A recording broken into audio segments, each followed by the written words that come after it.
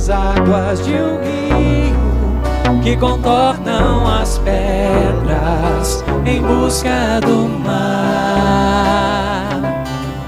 Na vida existem tantos caminhos, entre flores e espinhos, que temos que passar. Seja como as águas de um rio que contornam as pedras em busca do mar. Na vida existem tantos caminhos, entre flores e espinhos, que temos que passar.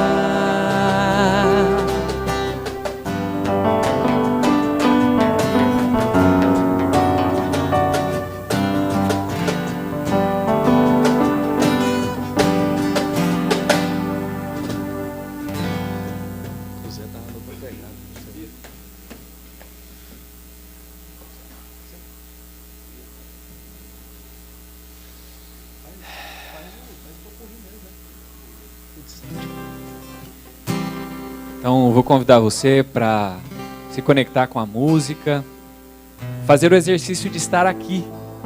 O nosso pensamento viaja muito rápido. A gente se dispersa em alguns milésimos de segundo, a gente nem lembra aonde a gente está, né? Então, que você possa usar a música agora como ferramenta, para que você se conecte com a letra e nessa vibração única a gente possa melhorar a vibração do ambiente.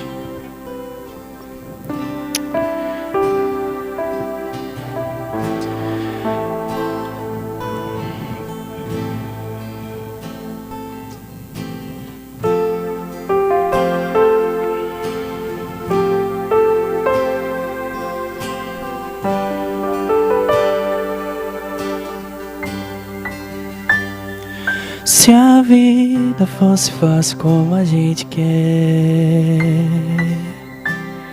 se o futuro a gente pudesse prever, eu estaria agora tomando um café, sentado com os amigos em frente à TV. Eu olharia as aves como eu nunca olhei, daria um abraço apertado em meus avós, diria eu te amo a quem nunca pensei. Talvez é o que o universo espera de nós. Eu quero ser curado e ajudar a curar também. Eu quero ser melhor do que eu nunca fui, fazer o que eu posso pra me ajudar, ser justo e paciente como era Jesus. Eu quero dar valor até o calor do sol, que eu esteja preparado para quem me conduz, que eu seja todo dia como um girassol, de costas pro escuro e de frente pra luz, e de frente pra luz, de frente pra luz.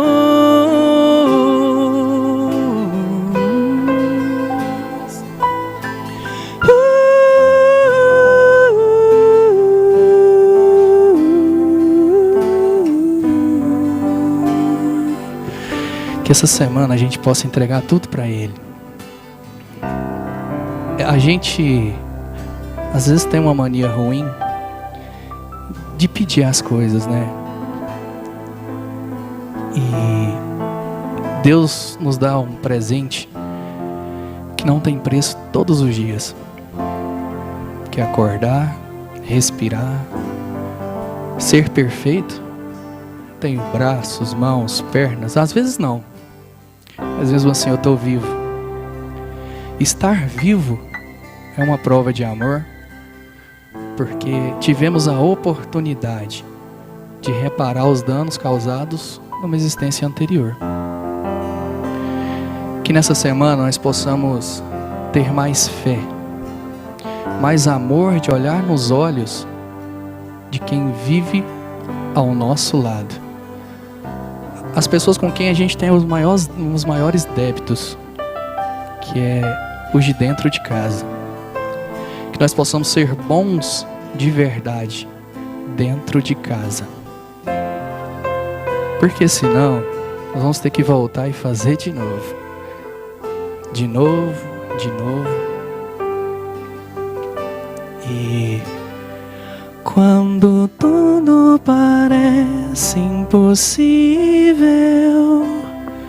quando tudo parece dar errado pra você, eu estou contigo.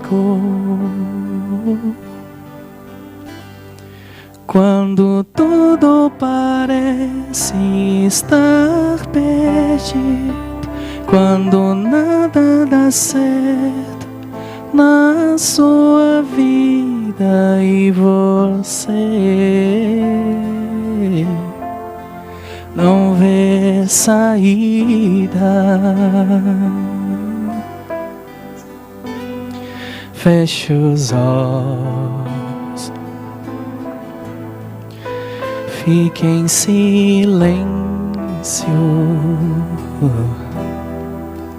ouça essa voz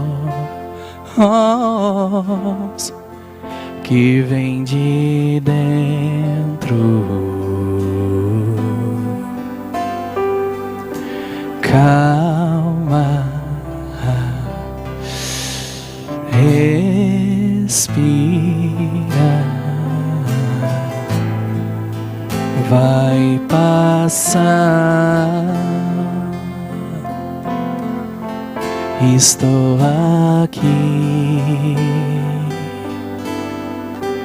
Não se desespere, posso te ouvir. Vim pra te ajudar.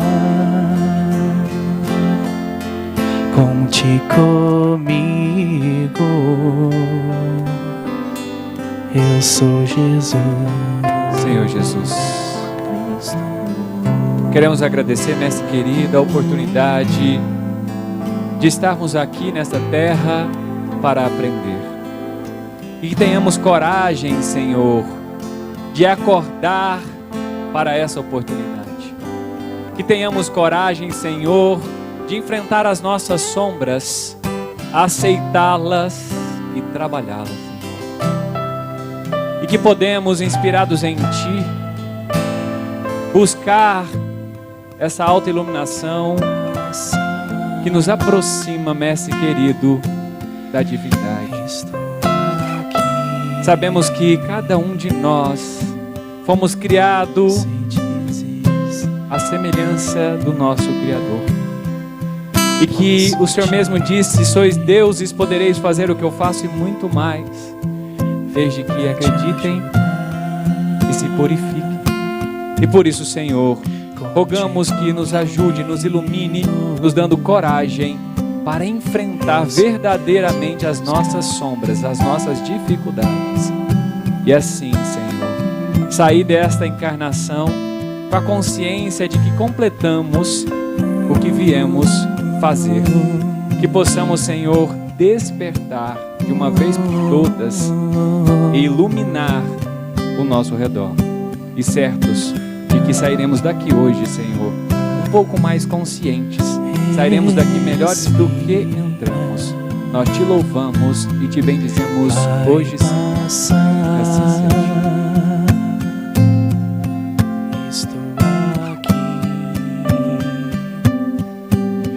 Não se desespere, posso te ouvir. Vim pra te ajudar.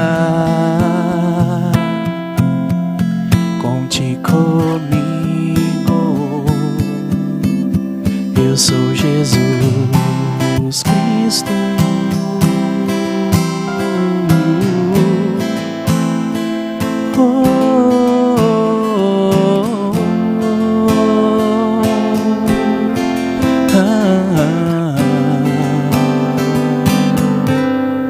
Respira.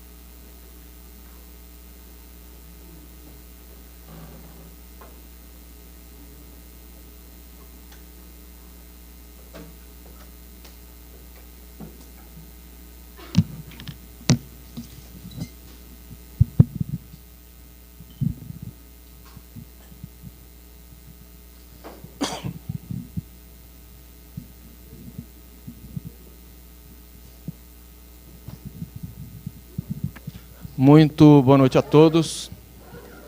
Que a paz do nosso Mestre Jesus seja sempre em nossos corações. Está ligado? O pessoal do fundo está me ouvindo?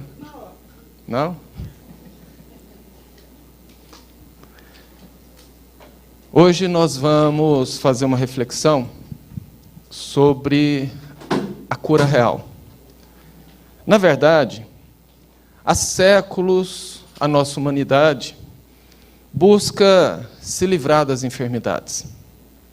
Quando a ciência vence uma, aparece outra bem mais perturbadora, bem mais desafiadora. E hoje, em pleno século XXI, nós vemos as clínicas, os consultórios, os hospitais, as igrejas, os centros, repletos de pessoas em busca da cura das suas dores e das suas enfermidades. E quando nós falamos de cura real, a pergunta que se faz é: será que estão procurando no lugar correto? Eu convido vocês para a gente fazer uma viagem psíquica a uma madrugada, um amanhecer na praia de Cafarnaum, na Galileia, onde a casinha de Simão Pedro estava repleta de pessoas. Desde muito antes do galo cantar, aqueles que ficaram sabendo que o mestre estaria ali, já se reuniam, se acotovelavam, e logo cedo, ao abrir da porta, junto com os primeiros raiares da alvorada, Jesus começou a atender aquelas pessoas uma a uma. E já ia alta a manhã, quando chegava um homem que era muito mais parecido um despojo humano, esquálido, trazido em uma esteira por pessoas conhecidas. E por não conseguir adentrar a casinha de Simão Pedro pela quantidade de pessoas, resolveram então levar aquela pessoa a uma escada. E do lado de dentro da sala, enquanto Jesus ia atendendo as pessoas, eis que um barulho no teto chama a atenção e começa a esfarelar o teto, o barro, afastam-se algumas folhas, alguma grade de madeira, e de repente, atada a 4 cordas, eis que desce ali a esteira, velha, suja, trazendo aquele homem com o rosto cadavérico, um paralítico já conhecido de há muito naquela região. E Jesus, que parecia aguardá-lo, quando a esteira se posta no chão, o mestre olha e diz: o que tu queres? O rapaz assustado olha para ele e fala: eu quero que me cures. Me cures, mestre. Tu crês que eu posso te curar? Claro que eu creio. Então levanta-te e anda. Ele faz um esforço, finca os cotovelos, todo mundo olha, mas ele não consegue se mover. Jesus olha mais uma vez e diz: você crê mesmo que eu te possa curar? Sim. Pois eu digo que os teus pecados estão perdoados. Levanta e anda. O jovem rapaz, então, num esforço, finca os cotovelos. Ouve-se aquele barulho de ossos estalando, ele se põe de pé e dá um grito, e todos se assustam. Jesus olha para ele e diz: vá, mas não voltes a pecar. A multidão abre, ele enrola a esteira e sai pulando. O dia segue e Jesus continua naquele trabalho árduo. Quanto mais chega gente, quanto mais sai gente, mais chega. Até que ao cair da tarde, Simão Pedro olha e o mestre está com os cabelos empapados de suor, com o semblante cansado. Ele então volta-se e diz para todos: basta, o mestre precisa descansar. E começa a jogar todo mundo para fora, as pessoas resmungam, brigam, xingam. Mas Jesus se recolhe. A noite cai. E como era de costume, assim que os primeiros ventos começam a soprar do lago para o litoral, o mestre sai pela porta dos fundos e senta-se na raiz de uma tamareira. E lá fica a observar os primeiros ramplejos das estrelas. Quando Simão chega na porta e olha orgulhoso e pensa: o mestre mais uma vez está em minha casa. Quando Jesus volta o rosto e Simão percebe que ele chora. Assustado, ele caminha até o mestre, 5 passos, e como era de costume, ajoelha-se e apoia o braço nas pernas de Jesus e pergunta: mestre, tu choras? Certamente é de alegria, porque hoje tu mostrastes para os fariseus que vieram espionar, perceber se tu eras uma fraude ou não, e tu curastes todas as pessoas. Não, Simão, não é por isso que eu choro. Então tu choras por conta de ser o enviado de Deus e estar aqui orgulhoso por ter curado tanta gente hoje? Também não, Simão. Mestre, por que tu choras então? Ó Pedro, eu choro por aquela mulher que chegou aqui cega, e eu retornei a luz aos seus olhos. Nesse instante ela está no seu quarto, em sua casa, pensando: agora que eu voltei a enxergar, vingar-me-ei de todos aqueles que me causaram a cegueira.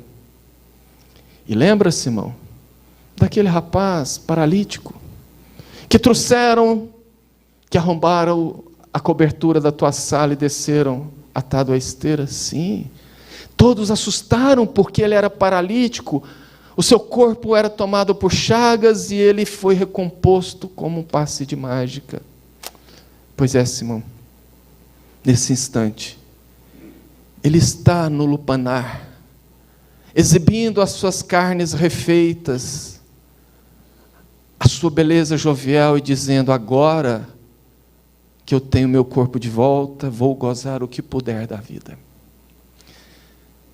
Jesus ali narrava exatamente o que resumiria o que nós vamos falar hoje a respeito da cura real. Mas antes, vamos imaginar que nós começássemos a falar sobre cura, contando uma história verdadeira de Jesus em um lugar que não fosse uma igreja, um templo, um centro. Como, por exemplo, se a gente contasse essa história em um evento motivacional de uma empresa. Com toda certeza não faltariam críticas, não faltariam assombros, inclusive de pessoas religiosas. Porque muitas pessoas, infelizmente, veem Jesus até hoje como um mito ou como uma figura religiosa. Em verdade, falar de Jesus nunca foi falar de religião, porque Jesus não fundou religião nenhuma. Quem criou esse rótulo foram as teologias. Por séculos, nos foi imposta a ideia de que Jesus era Deus e Deus era Jesus, e, portanto, para que nós encontrássemos Deus, tínhamos que ir às igrejas, aos templos, e ali cultuá-lo, de preferência naquela imagem pregada à cruz, ensanguentado e morto, que é uma ideia que infelizmente vige até os dias atuais. Só que Jesus, que foi transformado em culto, fez com que a maioria das pessoas passasse 18 séculos dentro de uma caverna, olhando as suas sombras projetadas na parede, pela fogueira nas costas, enquanto o mundo lá fora convidava-nos a sair e vê-lo repleto de cor e vida. Parafraseando o mito da caverna de Platão. Mas Emmanuel, no livro Caminho, Verdade e Vida, fala: Jesus não traçou limite entre o templo e a oficina. Por louvá-lo nos templos e menoscabá-lo nas ruas, é que falimos 1000 vezes. Emmanuel traduz exatamente o que a doutrina diz, que nós não devemos fazer de Jesus um mito.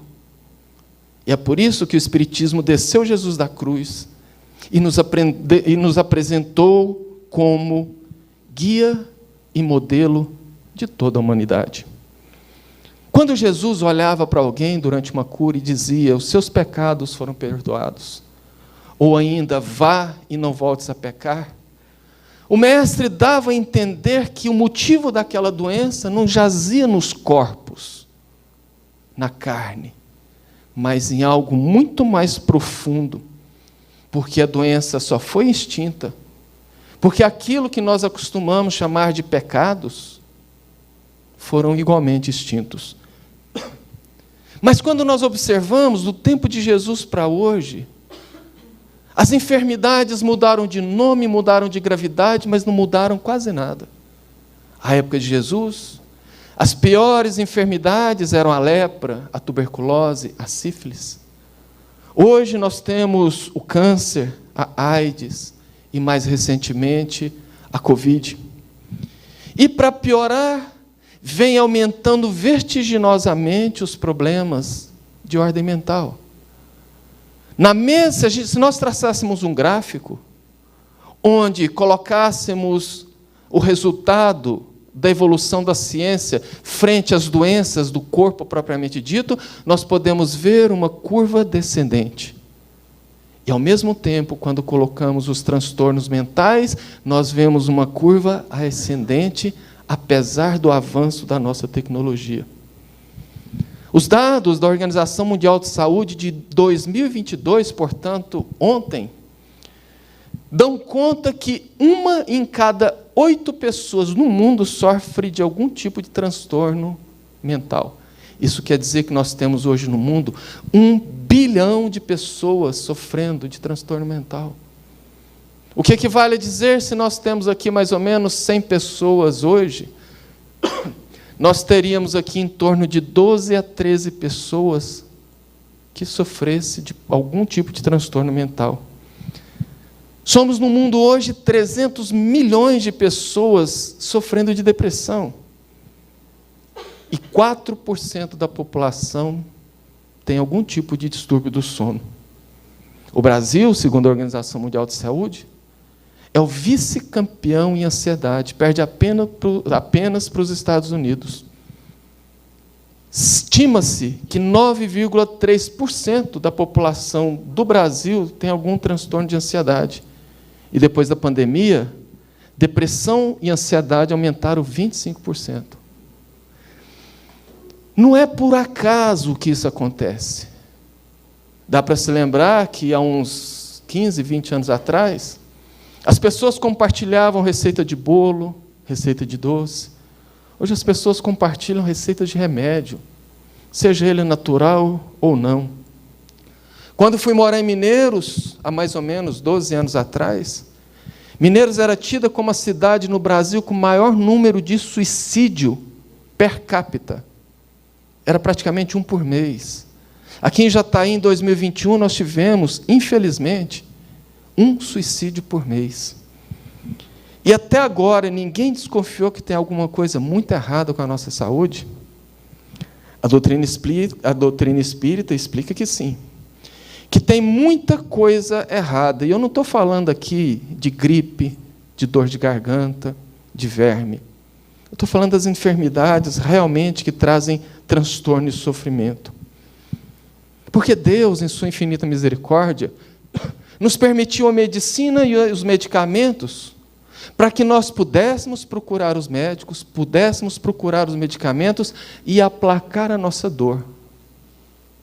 No entanto, não foi por acaso que a ciência veio como algo materialista. A maioria dos médicos são, por definição cientista, materialista. É porque era muito necessário que a ciência materialista tentasse tudo até esgotar a matéria sem achar a solução para as nossas dores. Isto porque o materialismo nunca resolveu nada. E olha que interessante, nós vivemos um dos momentos da história da humanidade onde se respira mais materialismo do que todas as outras épocas. É por isto que parte da medicina voltou os seus olhos para a espiritualidade. Porque se descobriu que uma pessoa que tem uma espiritualidade desenvolvida, ela é uma pessoa menos propensa à doença. Ela é uma pessoa que consegue responder melhor às medicações, isto quando ela não sara de uma maneira mais fácil. Obrigado. Portanto, é a medicina hoje mostrando que o caminho para a verdadeira cura passa necessariamente por algo que transcende a matéria. E muita parte da própria medicina já aceita isto como algo extremamente necessário. Só que isso é a ponta do iceberg. Inúmeras pessoas que venceram doenças gravíssimas voltaram dessas doenças pessoas melhores. Por outro lado, inúmeras pessoas que não venceram as doenças e foram vencidas e desencarnaram, enviaram mensagens mediúnicas dizendo quanto retornaram limpos para o plano espiritual. Isso porque a doutrina espírita nos explica que a doença pode não ser algo tão ruim como nós imaginamos. E quando nós mergulhamos no estudo, nós descobrimos que, em verdade, nós não precisávamos adoecer se nós cuidássemos daquilo que realmente causa doença, da mesma maneira que a gente cuida da nossa conta bancária, por exemplo. Isso ocorre porque o que a doutrina nos explica é que o nosso corpo é como se fosse a esponja da alma. Ela absorve tudo que nós temos de pior e expõe a fim de curar a alma. É por conta desse fenômeno que eclode as enfermidades e por isto que nós vivemos doentes. Porque esse mecanismo, ele funciona basicamente de duas maneiras. A primeira é através dos nossos pensamentos. Nós somos literalmente aquilo que pensamos, porque assim como o aparelho celular, que está nesse exato momento emitindo e recebendo sinais eletromagnéticos, as ondas, a nossa mente está fazendo o mesmo. Nós somos verdadeiras antenas psíquicas a emitir e receber sinais da mesma frequência naturalmente. Portanto, se nós somos pessoas que educamos os nossos pensamentos, Nós somos pessoas que temos pensamentos nobres, pensamentos bons, emitimos e recebemos energias que restauram a nossa saúde. Mas se nós somos pessoas que vivemos preocupados com o que o outro faz, com o que o outro fala, com o crime que aconteceu, ou ainda com mágoa, com rancor, com ódio, ou ainda planejando toda sorte de coisas que sabemos não ser boas, com que tipo de energia, com que tipo de onda você acha que iremos sintonizar? Com os planos maiores, com os bons espíritos? Naturalmente que não. Nós emitimos e recebemos aquelas mesmas ondas. E como o corpo é o filtro disso tudo, se nós estamos emitindo e recebendo ondas, energias ruins, deletérias, naturalmente vamos adoecer. E o segundo ponto é porque as nossas atitudes também geram essas energias. Como André Luiz começa a falar lá no livro Nosso Lar, entre outros corpos que compõem o nosso perispírito, tem um que chama-se corpo causal. Ali são depositados os créditos ou debitados os débitos daquilo que nós fazemos de bom ou de ruim. Nós carregamos literalmente no nosso perispírito tudo que nós fazemos aos outros e conosco mesmo. Se nós fazemos só coisas boas, naturalmente, temos essas energias boas depositadas no nosso perispírito, e o contrário também. Se fazemos coisas ruins, temos o nosso perispírito tisnado de energias negativas, que precisam ser exteriorizadas, que precisam ser expelidas, e elas são, através do corpo físico. Daí, o mecanismo da doença. Só que, sabendo disto, Deus, na sua infinita misericórdia, nos dotou de um alarme. E esse alarme dispara sempre que nós estamos, digamos, passando dos limites. E esse alarme chama-se dor. É como se a nossa vida fosse uma estrada longa, que tem um abismo de um lado e um abismo de outro. Deus fez uma cerca de espinhos de cada lado para que, quando nós, ao caminhar pela estrada da vida, começar a sair do rumo, antes de cairmos no abismo, a dor dos espinhos nos faz voltar para o trilho. Seria mais ou menos isto. E repito, eu não estou falando de dores comuns, como cortar um dedo, chutar a quina da cama. Isso são coisas naturais para quem está na matéria. Eu estou falando das dores, aquelas que realmente infligem as nossas vidas. Porque nós sempre vamos viver com dores, mas isso não quer dizer que somos doentes. Porque a dor é apenas um alerta, um resultado. A dor é um alerta, a doença uma consequência e o sofrimento um resultado final. Que não precisava ser desse jeito. Se nós entendemos isto, agora nós já podemos falar sobre a cura. Porque descobrimos que a doença, quando ela aparece no nosso organismo, ela já está instalada em nós, em nosso perispírito, há muito tempo atrás. Nós somos hoje a construção de séculos, de milênios de vida. E olha só que interessante o raciocínio. Se nós somos hoje a nossa melhor versão, imagina 3 séculos atrás. Imagina 1000 anos atrás. Então dá para perceber com esse simples raciocínio que a gente tem muita coisa para resolver. É por isto que a cura real é uma escada. Uma escada que começa com degraus baixinhos.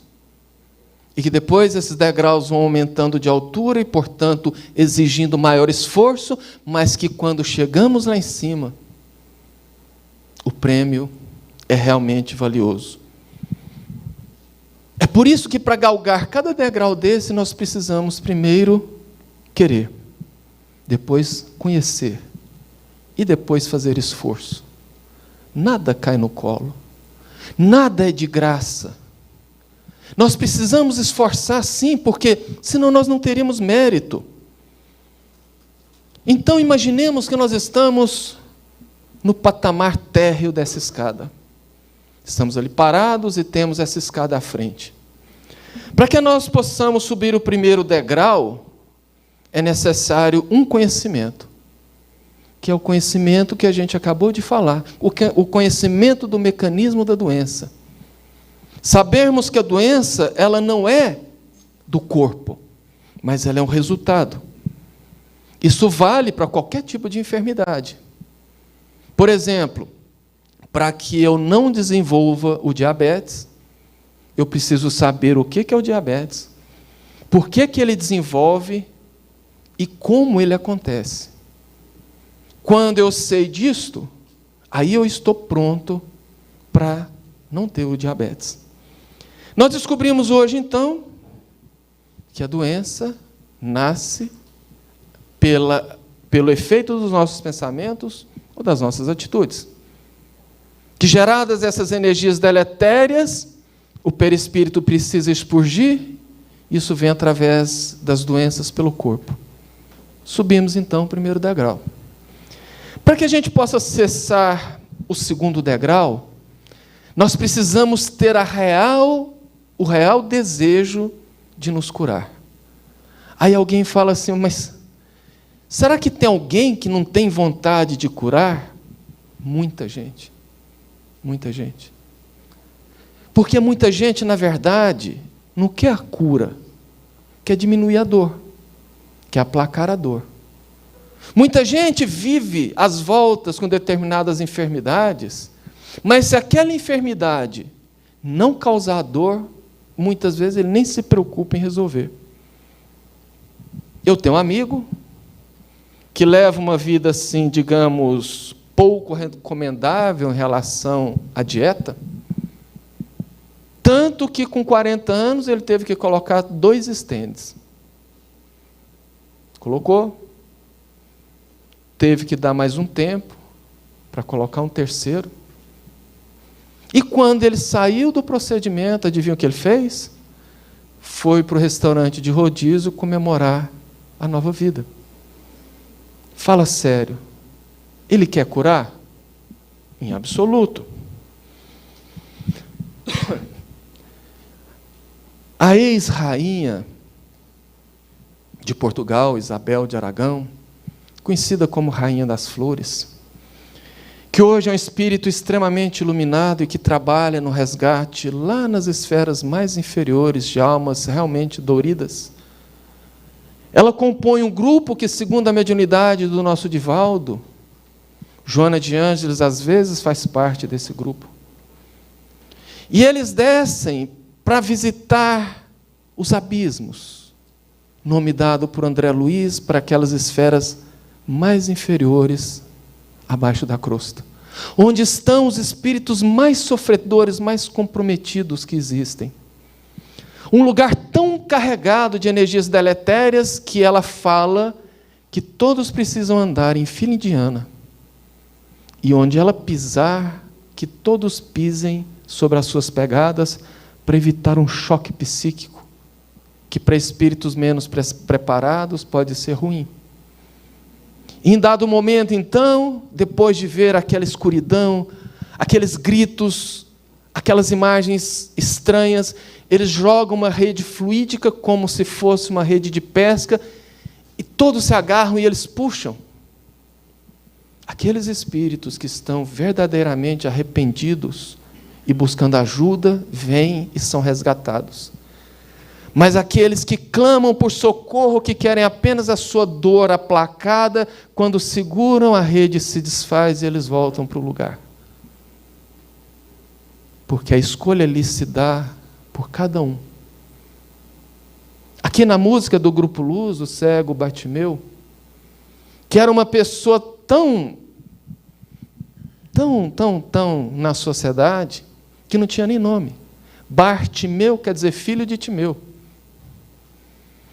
Ele, quando Jesus saía da cidade, que ele ficou sabendo que Jesus ia passar por ali, ele começa a gritar e as pessoas tentam recriminá-lo. Quanto mais tentam recriminá-lo, mais ele grita, ao ponto de chamar a atenção do mestre, que o manda chamar. Ele solta a sua capa e vai, E Jesus pergunta: o que queres que eu te faça? Ó mestre, eu quero enxergar. Todos os outros queriam ver, ele queria enxergar. E ao ser curado, foi o único que retornou depois para acompanhar o Cristo. Então, para que a gente possa subir esse degrau, nós precisamos querer, porque para subir nós temos que abrir mão de confortos, de prazeres, de vontades, de costumes, de culturas e de sentimentos. Então não é todo mundo que sobe. E no terceiro degrau, finalmente, nós só conseguimos subir com uma senha. A senha é a resposta de uma pergunta que nós mesmos devemos fazer para nós. Então, estamos no segundo degrau. Para galgar o terceiro, precisamos perguntar: para que essa doença está em mim? A maioria das pessoas não perguntam para quê. Perguntam por quê. Por que eu estou com essa doença? Por que eu? Por que eu estou passando por isto? Sendo que, na verdade, eu preciso saber para que eu estou passando por isso. Porque toda enfermidade nos traz um recado, nos traz uma mensagem, invariavelmente. E, invariavelmente, essa mensagem é: você precisa mudar a sua rota. Você precisa ter cuidado com as suas escolhas.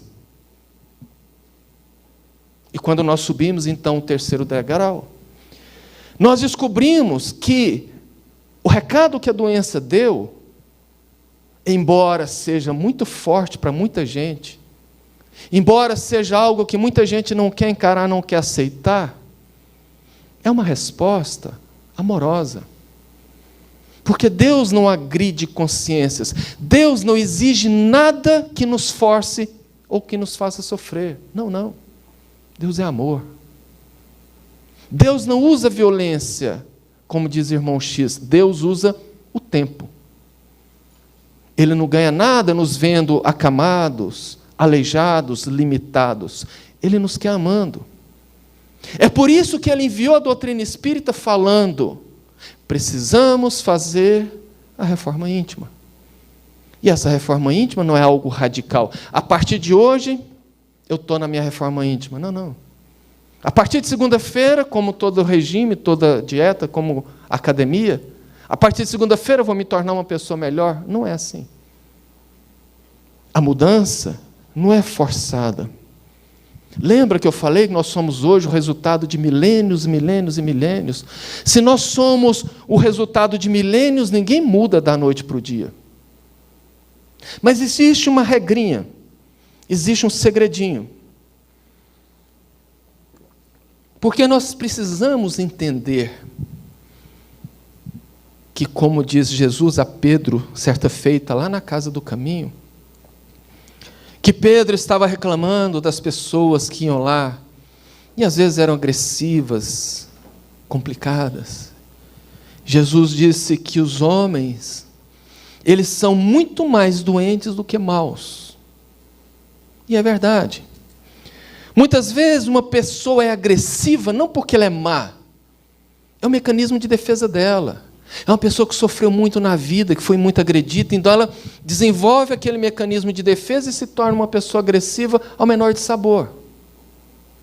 Outras vezes, uma pessoa que não assume responsabilidades é simplesmente uma pessoa que teve uma vida onde todo mundo fazia tudo para ela, então ela não desenvolveu aquela necessidade de assumir responsabilidades. Então, todos nós somos assim. Todos nós temos o nosso lado sombra, que na realidade não existe porque somos maus, existe porque é o resultado de uma construção de milênios. E se nós somos assim, por que não sermos indulgentes com o outro que também é assim?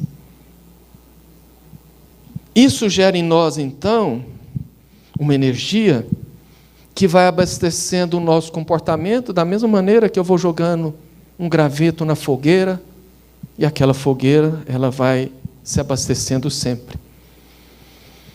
E quando a doença chega e nós identificamos que ela nos clama a mudança, nós podemos e devemos fazer essa mudança de uma maneira muito simples. Mudando a rota. Mudando, ou melhor, reorientando a nossa energia psíquica para o lado oposto que nós vínhamos trazendo assim na vida. Um dos grandes exemplos que temos com isso foi Maria de Magdala, que buscou a Jesus, e quando Jesus olhou e disse: Miriam de Migdol, tu tens sedes de amor, Miriam. Ó mestre, eu conheci todos os homens e nunca encontrei o amor, mas não é esse, Miriam. Acima do amor, tu tens sedes de amar, Miriam. Ame os filhos do mundo. Ó mestre, eu tive o ventre varado 1000 vezes, não pude ser mãe. Pois seja mãe dos filhos que não têm mãe, Miriam. Cuide das pessoas.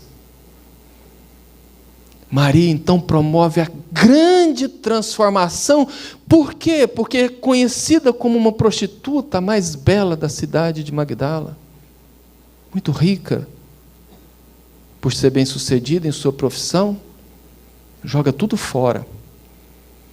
E reorienta a sua energia sexual para o lado do amor ao próximo.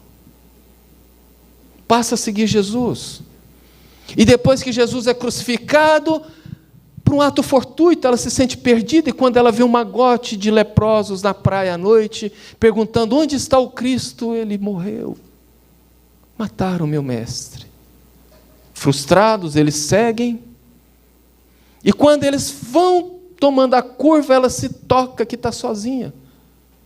E ela lembra dos ensinamentos de Jesus e grita: me esperem! E vai com eles para o vale dos imundos. E lá, ela passa a falar de Jesus, da boa nova, das bem-aventuranças, a evangelizá-los todos os dias até pegar a lepra.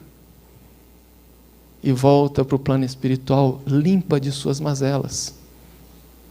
Hoje o cristianismo não seria cristianismo se não fosse Paulo de Tarso, que da mesma maneira, ao encontrar Jesus às portas de Damasco, só ouviu Jesus falando: Saulo, Saulo, por que me persegues? O cavalo assusta com aquela luz, ele cai Saulo e já levanta Paulo, dizendo: o que queres que eu faça? Ali ele promove a maior transformação, e não foi por acaso. Algumas semanas antes, depois de perseguir e mandar apedrejar Estevão, que era Gesiel, irmão da sua noiva Abigail, e que depois de ser apedrejado, já moribundo, Abigail desconfia que é seu irmão, pede para que fale com ele. Saulo então pede que o leve a uma sala, e lá agonizando, com dificuldades, tenta consolar a própria irmã. E quando aponta para o teu algoz, que era a noiva dele, Estevão disse: eu não o odeio. Saulo deve ser bom e generoso, porque defendeu Moisés até o fim. Eu tenho certeza que quando ele conhecer Jesus, vai servi-lo com o mesmo fervor. E não deu outra. Ele reordenou a sua energia. E esse é o ponto capital da cura. Porque a partir daqui, cada degrau é mais alto, exigindo mais esforço e mais esforço, porque em cada degrau nós teremos um espelho no espelho do degrau, refletindo a nossa imagem e dizendo: agora você precisa combater isso em você. Agora você precisa melhorar isso em você. E não é fácil. Porque resolver as nossas coisas é muito difícil. Ah, mas eu não sei disso. Como não? Na questão 621, Kardec pergunta onde estão escritas as leis de Deus, e os espíritos respondem: na consciência. Então, todos nós sabemos. Por que nós não fazemos? Porque não doeu o suficiente. Porque se tivesse doído o suficiente, nós já estaríamos feitos. Esse é o caminho para a cura. Se nós galgarmos esses degraus dessa maneira, da mesma forma que nós fomos buscando de uma maneira suave e natural, a cura começa a chegar de maneira suave e natural pela simples consequência de termos voltado para o caminho certo. Porque a dor só existe quando nós nos desviamos das leis divinas, como diz os Espíritos em O Livro dos Espíritos. Quando nós deixamos de amar. Mas como assim? Eu sou casado, eu sou casada, tenho namorado, namorada, como que eu vou amar os outros? Não é esse amor. Se João Evangelista diz Deus é amor, portanto, amar é viver as leis divinas, cujas leis estão em nossa consciência e cada um de nós sabemos. Quem entendeu até aqui, já entendeu tudo sobre a verdadeira cura. Já compreendeu que Jesus não procurava curar corpos, mas Jesus procurava curar almas. Porque a verdadeira cura, ela é de dentro, mesmo que o nosso corpo não responda. Naquela mesma praia de Cafarnaum. Um dia depois, aconteceu algo que marcou a vida de uma pessoa. Mas vamos pular alguns anos pela frente. Agora nós estamos em Roma, numa tarde de verão muito quente. E no átrio de um palacete, duas mulheres conversam. Lavínia e Míriam. Lavínia volta-se para Míriam, uma patrícia.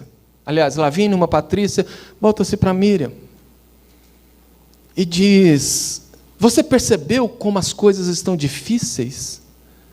Os seguidores daquele que foi crucificado estão causando mau tumulto no império, disseminando ideias contra os nossos deuses. A outra jovem diz: mas senhora, os cristãos não são isto. Você está defendendo os cristãos, Míriam? Sim, senhora. Você os conhece? Sim, senhora. Você conheceu o crucificado? Sim, senhora. Quer dizer que você... Eu amo a Jesus, senhora. Mas como você nunca me disse isso? A senhora nunca perguntou.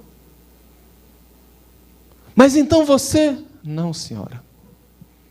Os cristãos não são nada do que falam. Eles não fazem cultos macabros, onde sacrificam crianças. Não, jamais. São pessoas cordadas, equilibradas, que seguem o que Jesus disse sobre amar ao próximo, como se ama a si próprio. Fazem caridade, ajudam as pessoas com sede e fome. Você conheceu mesmo? Sim. Mas disse que ele fazia milagres, você... Sim, senhora. Desde quando eu conheci Jesus, eu era paralítica. E ele não te curou?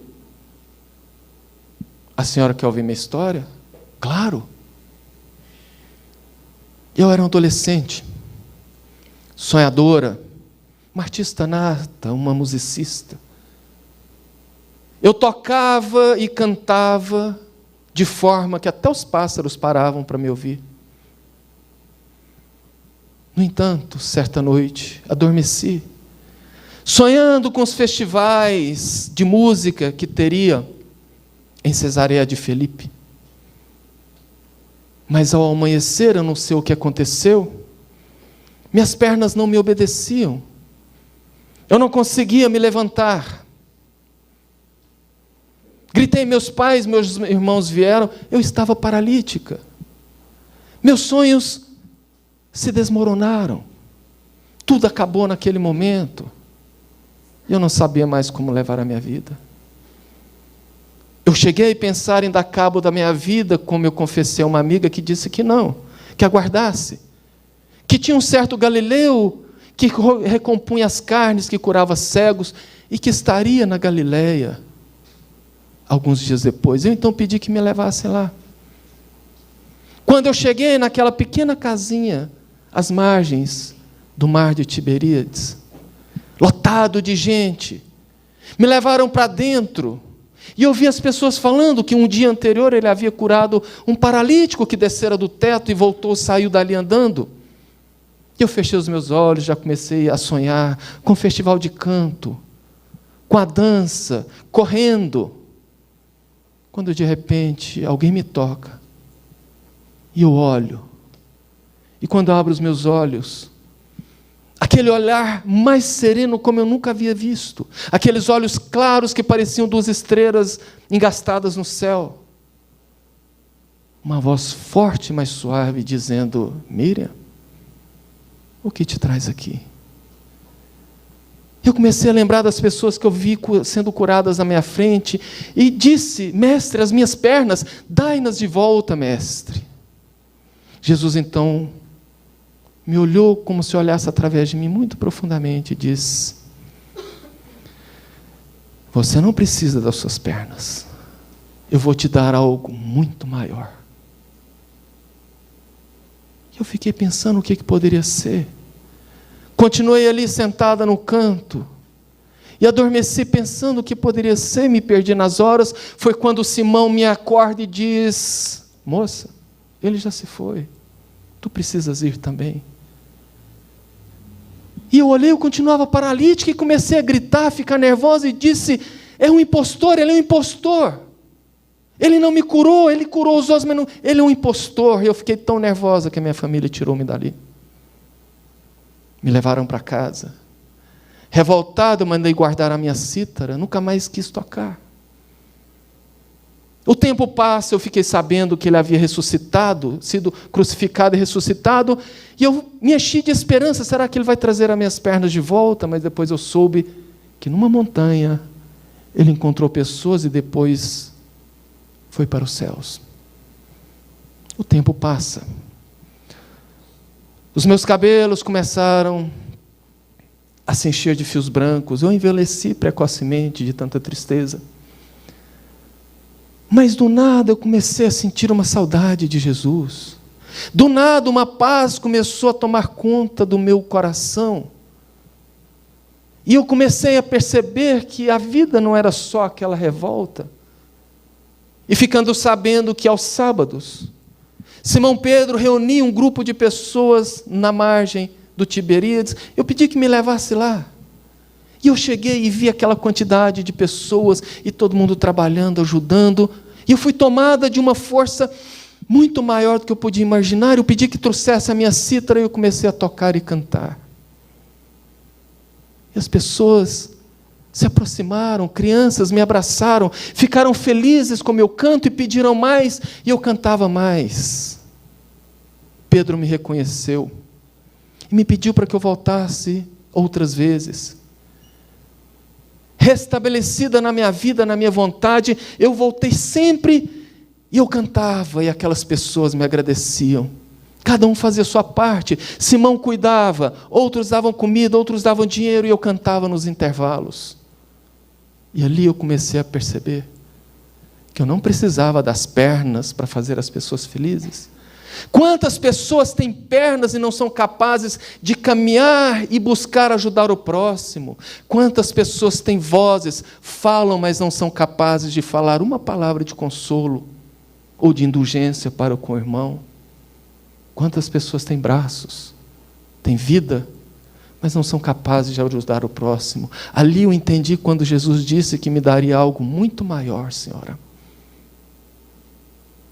E essa, meus queridos, é a verdadeira cura.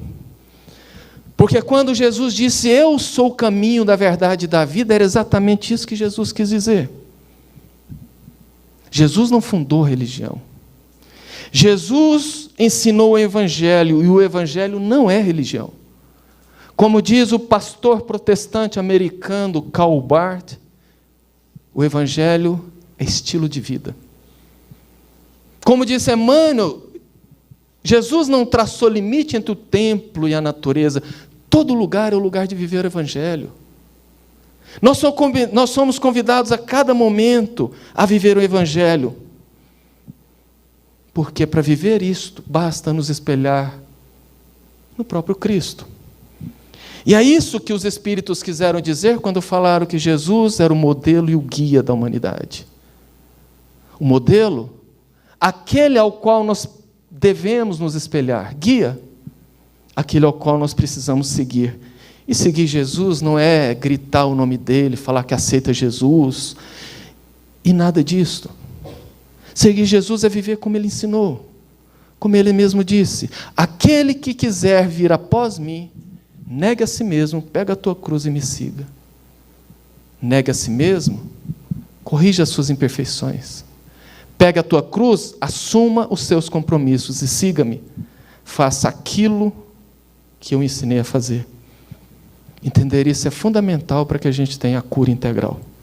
E, de novo, não se trata de conversa religiosa, se trata de ciência.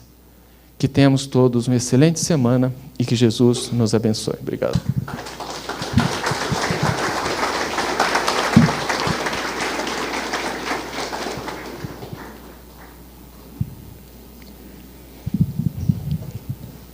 Enquanto os médios se preparam, e o Giovanni coloca a nossa música, eu vou pedir a todos para que possamos nos acomodar confortavelmente.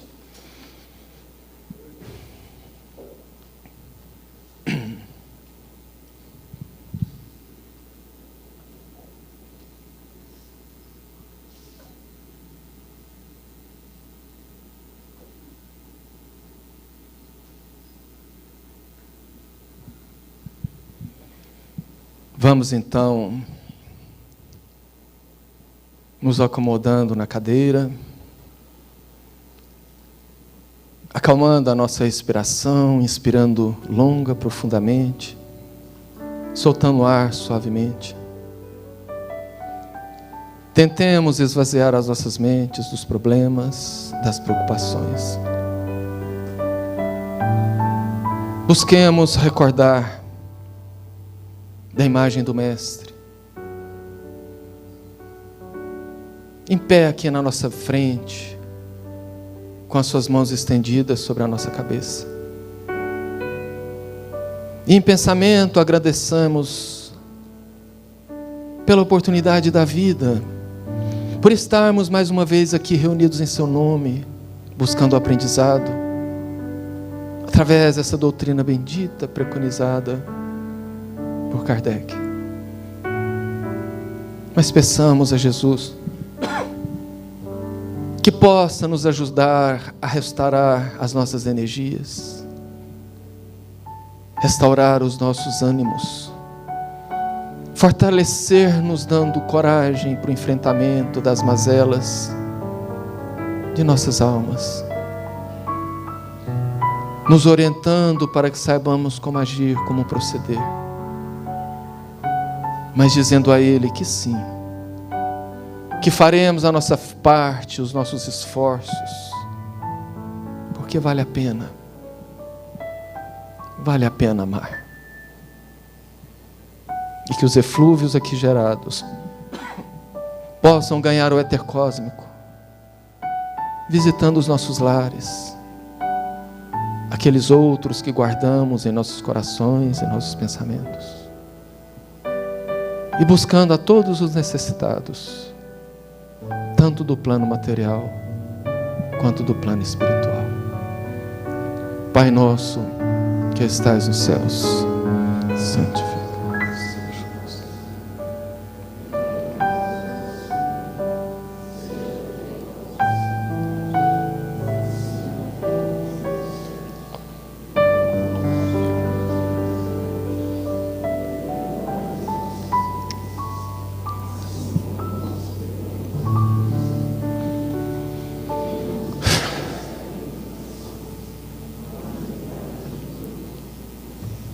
que assim seja. Que possamos sair daqui melhores do que entramos e que Jesus nos ilumine hoje e sempre. E que assim seja.